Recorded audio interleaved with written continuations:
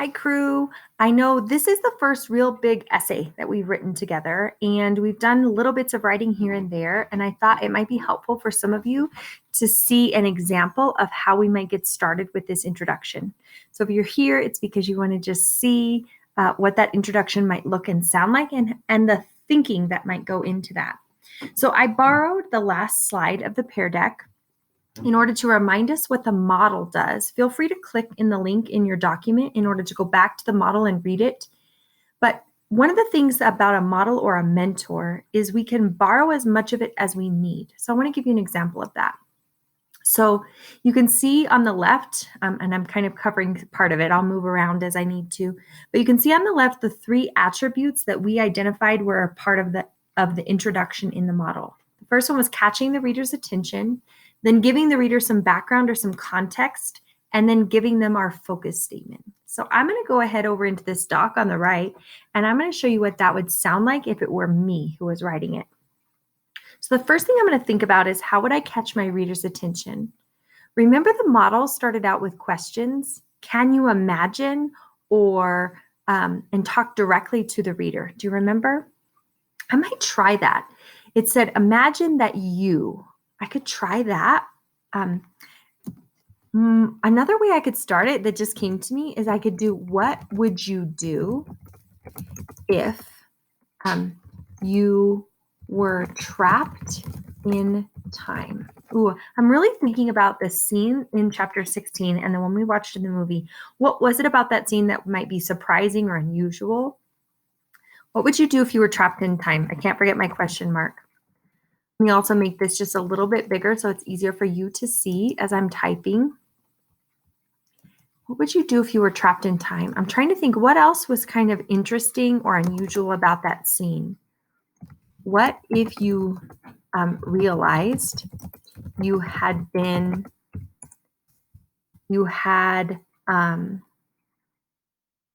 spent 5 days somewhere, but it felt like only minutes? I'm not super happy with those. I might go back and change it to imagine that you were trapped.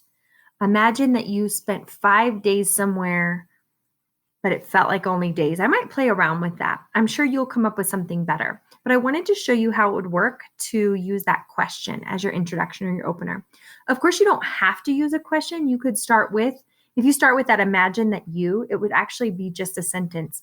But you could start with, you could even start with a question like, have you ever lost track of time? Oh, I like that one better. One of the things I want you to notice that I'm doing in this video is I'm really just revising as I go. I'm playing around with my ideas. I'm getting my ideas down on paper and I'm making them better with each revision. I don't have to wait until I'm done in order to revise. So I'm going to start with that instead. Have you ever lost track of time?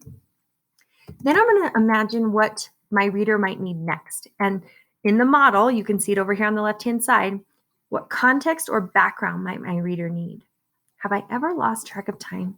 In the model, they start with these words. This is what happens in. And I like that frame. I'm going to borrow it.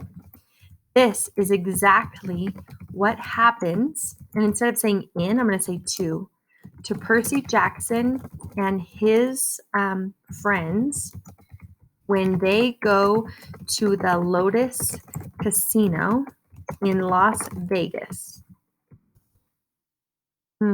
Now I have to give them a little bit more background. They enter the casino, and before they know it, they have spent 5 days there. It was a trick, and they have to escape. I'm not sure trick is the right word. See, I always am revising as I go. It was magic. It was, I'm sure you'll come up with something.